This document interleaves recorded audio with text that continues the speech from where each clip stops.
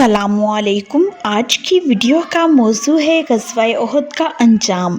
हम ये नहीं कह सकते कि इस ग़ज़वा में मुसलमानों की शिकस्त हुई और कफ़ार फ़तेह याब होकर लौटे, क्योंकि इस ज़माने के दस्तूर के मुताबिक मुशरिकीन ने 3 दिन तक मैदान जंग में क़याम नहीं किया, बल्कि अबू सुफ़ियान ने शाम भी ना होने दिया और अपने लश्कर को लेकर मक्का भागा।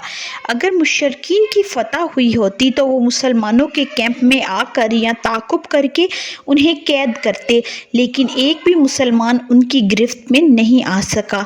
दूसरी तरफ मदीना खाली चंद कदम पर पड़ा था, लेकिन मुशरिकीन की हिम्मत नहीं हुई कि वो मदीना में जाकर लूट खसूट करें और माल गनीमत हासिल करें, बल्कि जंग के तीसरे राउंड के बगैर वो मक्का के लिए चल पड़े।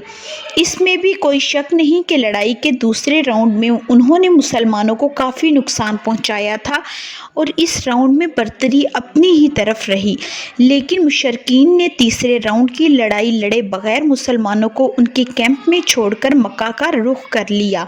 इसलिए हम जंग उहद के अंजाम को गैर फैसला कुन अंजाम से ताबीर कर सकते हैं। अल्लाह रब्बुल इज़्ज़त की तरफ से इस मौरका के मुतल्लिक सूरह अल इमरान की 8 आयतें नाजिल हुईं और जंग के एक एक मरहले पर रोशनी डाली गई।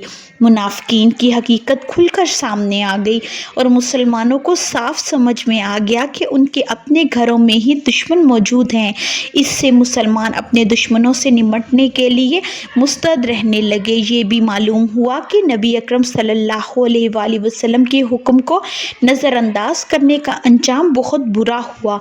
अगर पहाड़ी पर तैनात तीरंदाजों ने नबी अकरम सल्लल्लाहु अलैहि वसल्लम के हुक्म की नाफरमानी ना की होती तो फतह की होती। जंग फैसला कुन अंजाम तक पहुंच जाती और मुसलमानों का इतना ज़बरदस्त खसारा नहीं होता। उलमाए कराम का कहना है कि जंग उहद और उसके अंदर मुसलमानों को पेश आने वाले नुकसान में बड़ी अजीम रुबानी हिकमतें हैं, बहुत से फ़वाइद भी हैं। इसमें एक हिकमत ये भी थी कि कभी कभी मदद पहुँचने में ताख़ीर से इंसान में खाकसारी पैदा होती है और गरूर और तकब्बुर ख़त्म होता है। चनाचा ग़ज़वा-ए उहद में जब मुसलमान गमों और मुसीबतों से दोचार हुए तो उन्होंने सब्र से काम लिया और अल्लाह सब्र करने वालों के साथ होता है। निस्फ़ रमज़ानुल मुबारक के करीब 3 हिजरी में हज़रत इमाम हसन बिन अली करमुल्लाह वजह पैदा हुए। कल की वीडियो में हम मुसलमानों पर जंग उहद के असरात के बारे में बात करेंगे। वीडियो को एंड तक देखने का बहुत शुक्रिया। अगर आपको आज की वीडियो पसंद आई हो तो लाइक, शेयर, कमेंट और सब्सक्राइब ज़रूर करें और घंटी के निशान को दबाएं ताकि आपको आने वाली वीडियोस के नोटिफिकेशन बर वक्त मिले।